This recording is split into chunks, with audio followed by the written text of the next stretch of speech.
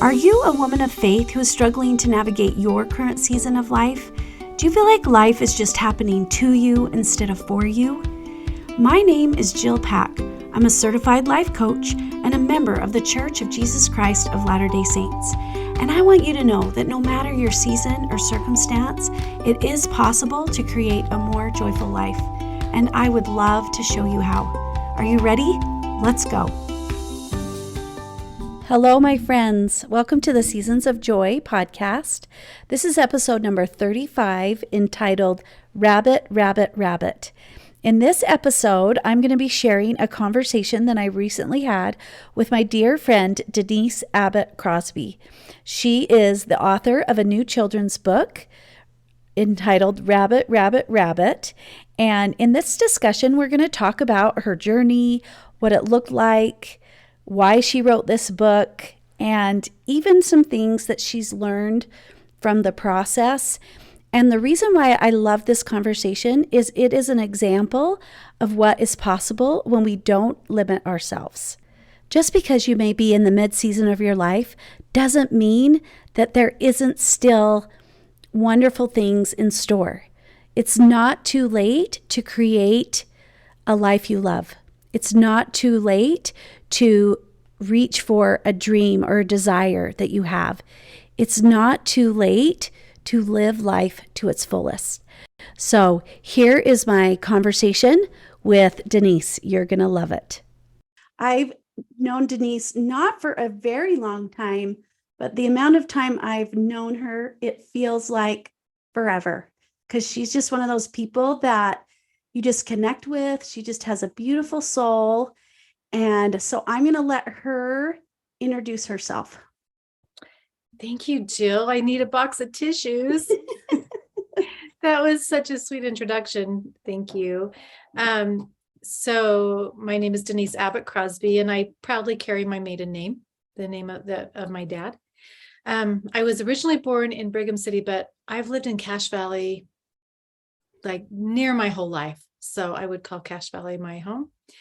My husband and I live in the Nibley College Ward area, and we've been married 13 years, and we blended families when we got married and joined a family of, together we have 9 kids, and who live anywhere from Cache Valley down to Vegas. We do have a couple of grandkids, one in Virginia, one in South Dakota, pursuing their things.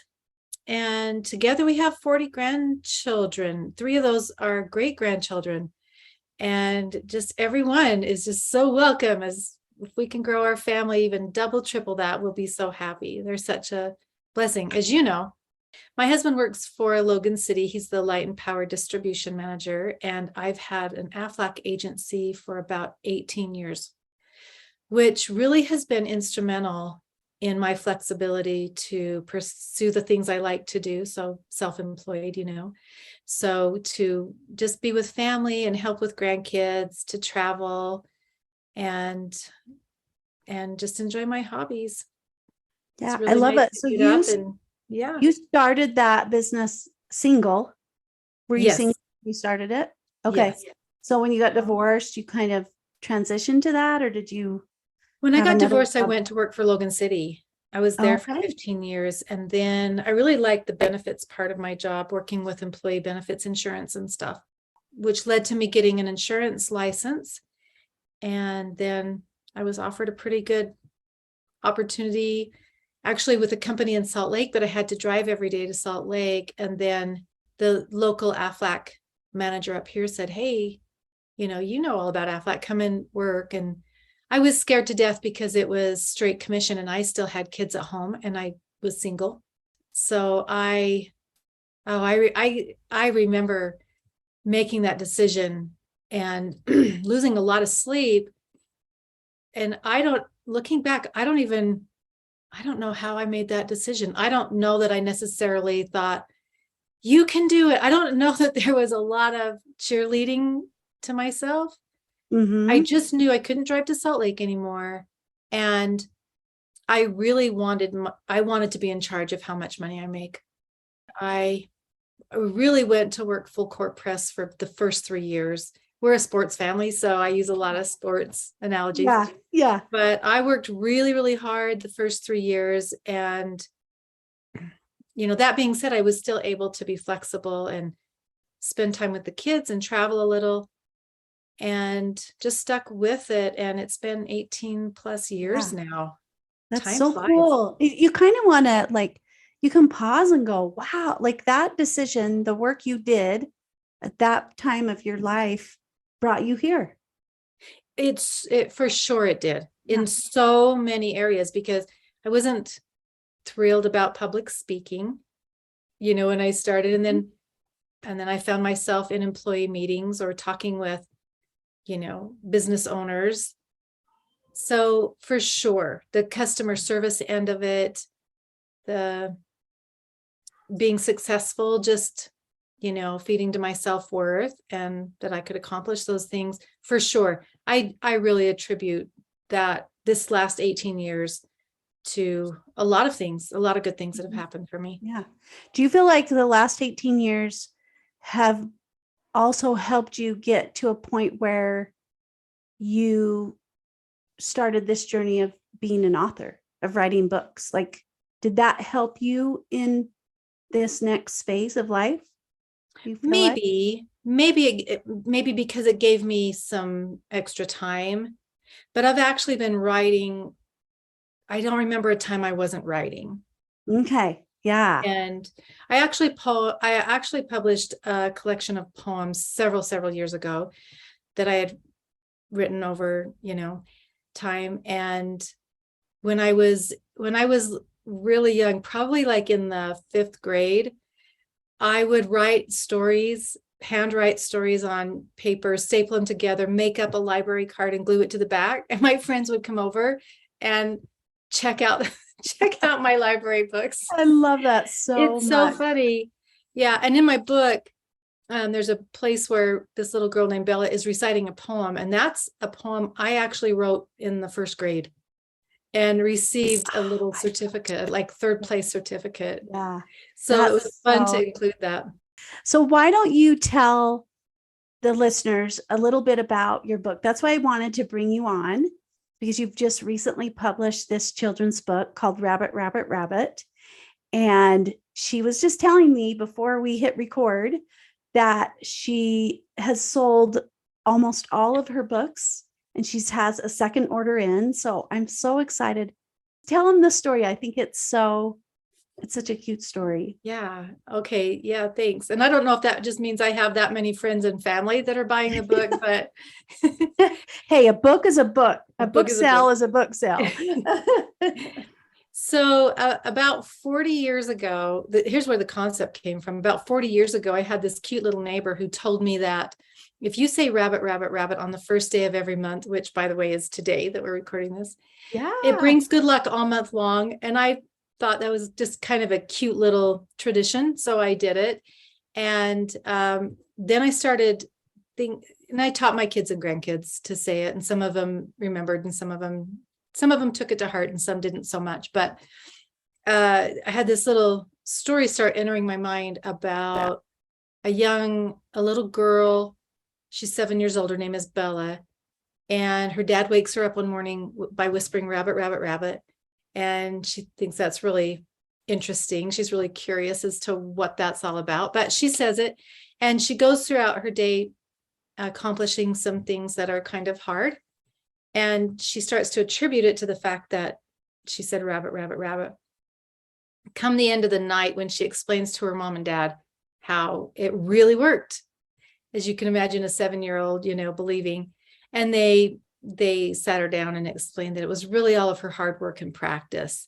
And, I just wanted to put a message out there that kids can work hard and accomplish their goals. I think kids, especially that age, maybe, up to about 12, they believe in anything you tell them, pretty much. And if you can convince them that they're in charge of that luck by their hard work and practice. So that's kind of what the book is about. She has some fun experiences, but I also implemented her feelings in the book throughout the day, because I thought, we all experience a range of emotions. We might wake up happy and go through a period of sadness at noon, and then by 4 o'clock we're exhilarated, and 8 o'clock we're exhausted. So I thought it'd be fun and natural, so kids can say it's natural to feel all these feelings in one day. So you'll see Bella go through a range of emotions. And then I thought it would be fun, especially for little kids, I had the illustrator, Ashton Lindsay, I had her hide a rabbit on each page. Some of them are somewhat hidden and some of them are not. But you know how kids are. They like to be part of that book. Yeah. So it gives them something to find when they find the rabbit on each page. And so that was the concept and how it came to be. I love it. I love it. And then there's something at the end, like you leave a blank page, right? And yeah, tell listeners a little bit about that. Yeah. So at the very end, there's a page in the book where Bella's laying on the grass looking up at the clouds, and she sees her accomplishments in the clouds. So the very last page, I wanted to give kids a chance to put something they would like to accomplish. So there's a blank page with clouds on it, and they can write in what they would like to accomplish. And maybe it's like a vision board. I kind of want it to be a vision board for kids because I believe in that kind of stuff. Yeah. Yeah. I love it. I think that this concept is so cool because it kind of pulls in multiple ways to teach children, right? The idea that they get to decide their successes, right? They get to create those for themselves. Absolutely. They also, right, are learning about emotions and how powerful they are, but also how normal they are. Right. Right. And that we want to feel them. We want to experience them. And then this idea of like, what else is possible? What could we create that is possible tomorrow or in the future? So I just love that. I love it. Okay. So let's dig in. Like how, like you said, you had this story form in your mind. So how long have you been playing with this idea to like publish this book? And what was the process like? And what were some of your challenges, you would say? Yeah. So this is like such a fun part of this whole process. I've had this story in my mind for probably minimum 4 years. But I've always wanted to publish a children's book. This is not the first book I wrote, but it's the first book I've published as far as a children's book. So let me stop you there. What's the difference? Like what made this one published? That's a really good question. I feel like the other one is it's a longer story, and probably the biggest part of it is that I want it to become a series, and I only have one of the books done. Okay. And I feel like I need to have at least 3 or 4 of them ready before I go out, right? Okay. But Rabbit to me was the one I wanted to practice on. Okay, I love it. I love that. Yeah, it's the one I wanted to just do and see what happens. Okay, awesome. Okay, I interrupted you. So finish what you were you're saying. Good. So I guess what stopped me was I really didn't know where to get started. So it was always a concept, never something I spent a lot of time figuring out how to do. But a lot of things kind of came to made this come to fruition. I went to a class reunion a few years ago, and there was a gal there that said she had published a book, and my brain went ding, ding, ding. I want to do that.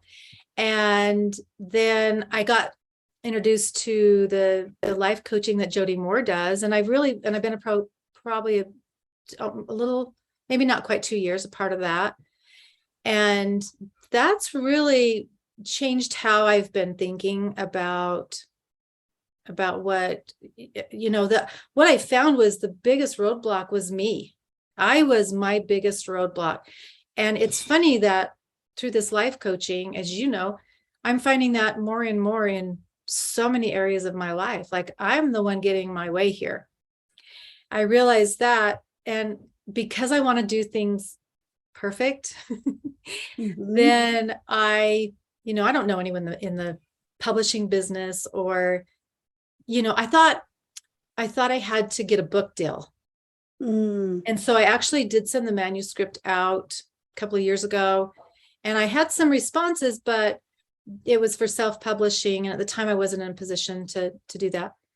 Well, then I think I was at Summerfest, and they have some local authors with a booth, and I got chit-chatting with them and asked them how they published. It was really just asking questions. It was just really getting curious Okay. about the process. And then I thought, no, I'm going to do this. My husband's boss, his daughter's an illustrator, so I asked her to send me a couple of things. I liked them, so I met with her and hired her. And I thought, okay, now I'm into this. Now I'm into it. Yeah. And she was doing a great job for me, but I started going through imposter syndrome. I was still pushing her. We got to get this done. We got to this done. But in my brain, I started to go through imposter syndrome. We think we're not as able as other people think we are. And I was lived in constant fear that somebody's going to figure me out. And it was kind of getting through that, naming it, and just taking a break and taking stock in my true talents. They're God-given, and I know that. And I know that I wouldn't have them if it wasn't for a reason. So that might hang over me my whole life. I don't know about that imposter syndrome, but it's something I can push aside. I've been able to learn how to push it aside. Again, still in a mode of perfection and wanting everything to be perfect. I took a publishing class. It was an online publishing class, and that turned out to be really helpful, so that when I was working with a publisher, I understood the lingo they were talking, and it was only like $150. So that was a good investment, right? Then again, still in perfection mode, I was introduced to the B- concept.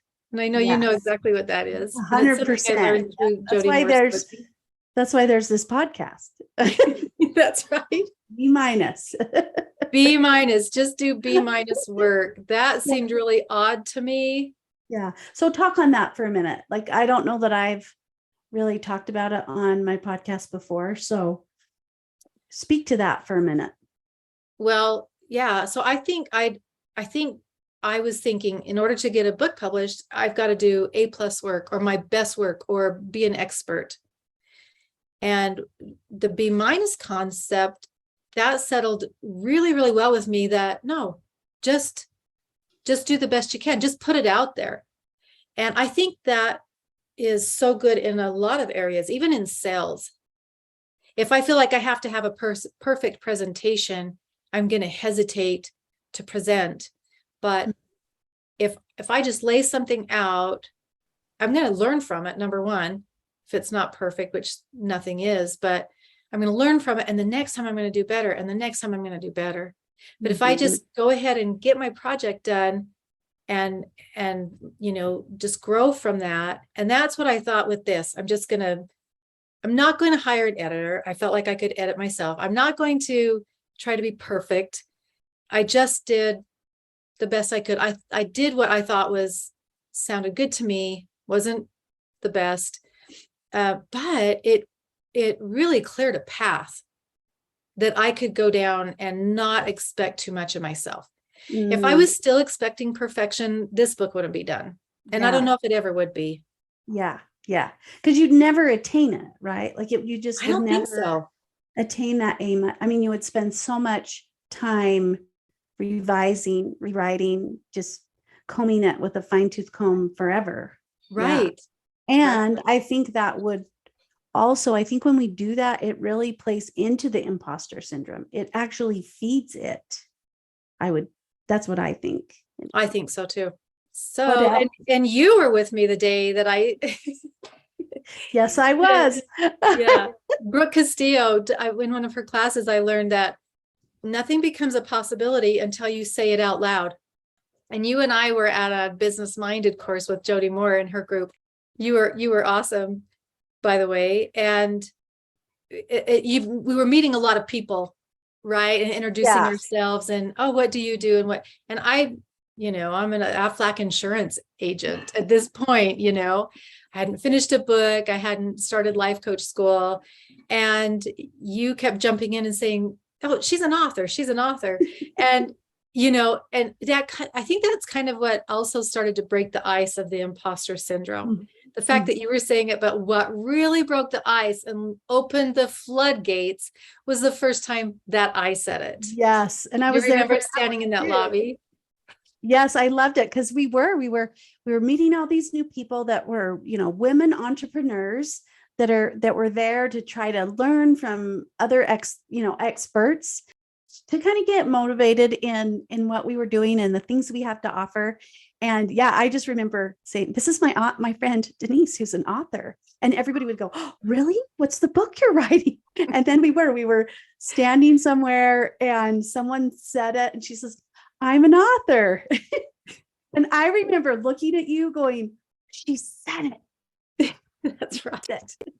And it really did open the floodgates to that possibility. And, I got home from that week and it was like a fire was lit and I was back on top of Ashton and the very next week I had just been Googling different publishers and landed on Book Baby. And I just started a quote, didn't complete it. I just was really curious as to what it cost to self-publish.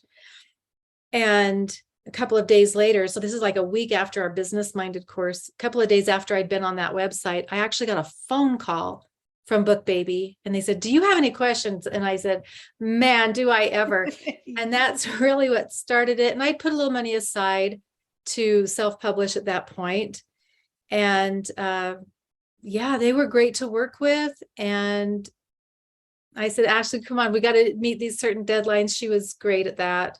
I really appreciate her so much. It was so fun working with her too. Yeah, she's so talented. The illustrations in this book are so cute. They're so light and fun. And yeah, I can't say enough about the art in it. It's so great. Yeah. Thank you. Yeah. So imposter syndrome was probably one. And then, A- work, perfectionism was another struggle. Anything else? Like what other struggles did you see as you? Yeah. So maybe one of the blocks that was getting in my way was, I just had my 60th birthday last year and I thought, what? Can I do this at 60? What, now, that's for those young girls. That's for those young ladies. And in all actuality, I feel like my age brought some maturity into my thinking. And of course I had more time because I didn't have little kids at home. I think that played a big part in it and totally reversed my thinking. Yeah. It's actually the perfect time to write a book. You could argue, right? I would. Yeah. Yeah. I love that. Yeah. I think that, if anything, by this podcast in general, and specifically this one, is just this idea that it's never too late. It's never too late to chase your dream. It's never too late to try something new. It's never too late to put yourself out there and create something amazing. It's never too late. It's actually like, I just have thought a lot about this and just like, life is so fun. Like life at this stage of life in this season can be so fun. It's so It fun. can. You just got to get out of your own way. Yeah. You just got to move over and say, how can we make this fun? Bring it. What can we do? That's right. So, if you could give anybody some advice or someone that's in this season of life, and maybe they're an author, maybe they're not, maybe they have another passion, right? What would you tell them? I mean, we've talked a lot about some different things, but just kind of as we kind of close out, is there something else that you would love to tell them? Yeah, I think that it's important to acknowledge whatever that it is you have inside of you that you want to come out, whether it's a book or an idea or some type of a concept that you have or new business you want to start, in this season. Like you said, it's a perfect time. I was, what's fun is last year we did that little self-improvement course, and we left there with a vision board. And I believe in that kind of stuff, putting it out there to the universe, the secret, the Aladdin factor. I really do believe in that. I've seen it. It sets an intention, right? Like when we can visualize it, we start choosing and doing things that take us closer to that. But we've got to have a vision first. Yeah. You need to, like I said, I think the first step would be to say it out loud and then write it down, put it in front of you. My vision board is where I see it every day, multiple times a day. And you're right. I think it does set an intention. It plants seeds in your mind. So you're looking for ways to fulfill that. When you're ready, just start making your list, start step by step. And again, it doesn't have to be perfect. You don't have to know how to do everything. In this day and age, you can Google, you can YouTube, but I'm so now looking forward to getting the next book out, which I don't know if it'll be right away because I'm in life coach school and I'm excited for that. But I've realized that I enjoy the short fixes, the things that bring me happiness right now. I enjoy looking forward to the long-term fix, like a vacation with my husband. But I've realized I don't have to be fixed all the time. I don't have to have the constant pleasures. I don't have to be constantly stimulated. Long walks, outside, or, just doing those types of things to kind of reconnect with myself are so important. I've recognized that growth comes from the challenges that I face. And of course, when you're going through a challenge, you don't want to be told that. But in retrospect, so much growth has come from my challenges. And it's funny that you said, it's never too late. I wrote this list of things just today. And so I love that you led with that. These are the things I wrote. It's never too late to follow a dream. It's never too late to change a habit. It's never too late to change a state of mind. It's never too late to learn to love someone unlovable.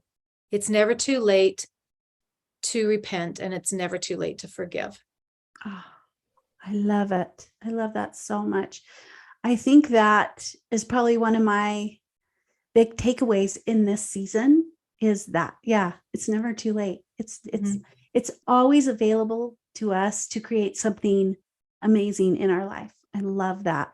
And I wanted to touch on a little bit about this idea of it isn't always about reaching the goal or, that I don't know. I can't remember what you said, adrenaline or whatever, or even accomplishing. Yeah. That stimulating. I think that is good to note here too, because we do want to chase our dreams, right? We want to go after things like that, but we also want to be in the moment. Yes. Right. Yes. We want to be here. And sometimes I call that like, we want to lengthen our lens to see what's possible. Then we also want to shorten our lens to be in the moment, to make right now magical. It's not too late to make today amazing. I love it. Anything else? I don't think so. I'm going to flip this back towards you though, because I really do appreciate your friendship, Jill, but I've watched you grow, and it's kind of given me courage. Like, I've seen you do some great things, and scary things. I really it just goes back to believing in myself. That might sound hokey. We hear that all the time, right? Just believe in yourself. But even more than that, than believing in ourselves is to really move out of the way, faith over fear, and know that your talents are God-given for a purpose. So we need to use them. Yeah, I love that. That got me thinking again, because I love that you said that, because I think a place that I've gotten to that has helped me kind of take the next step and the next step it's helped me focus not on my shortcomings, not on the needing to be a certain way or what people think about me, right? It's this idea that, yeah, everything we have is a gift from God. And he's given us gifts to share and to bring light into the world. We are all amazing and we had nothing to do with it. God made us, right? God made us, God gave us talents. And so I believe a way to honor him is to honor ourselves, right? And show kindness and love to ourselves and develop these talents. It's a gift for everything we've been given. It's a small way that we can show gratitude for all the good that we have. And so I love that you said that, because it really is the desires and the wants we have are given to us by God. It's okay to want to do things and be things. And at the stage of life we're in, sometimes we lose sight of that. We think we've learned over time that maybe it's not okay to wish or want. Developing that desire, those desires that God gave us, is a beautiful thing. Yeah, you're right. And I truly believe he is happy when we're happy. He's delighted with when we succeed and we're happy. And so no, that's a huge part of it as well. I truly believe that. Yeah, I love it. This has been so fun. And yeah, I just love Denise. I love you, Denise. I'm so glad I love you, Jill. Time to come on here. And I'm so excited about your book. I bought 2 for my grandkids for Christmas. And I'm just so proud of you for doing this and putting this out there, adding something beautiful in the world. It's just amazing. If you want to purchase one of these darling books, just check out the link in my show notes. Thank you so much for listening. If you like what you hear, I would love it if you would share it with your friends and family and leave me a rating and review. If you'd like to learn more about what life coaching is, please schedule a free discovery call with me where we can work together through something that's causing you a problem. Just go to my website, seasons-coaching.com, and you can also find information about my Seasons of Joy one-on-one coaching program and my Seasons of Joy community. Have a joyful week, and I'll see you next time.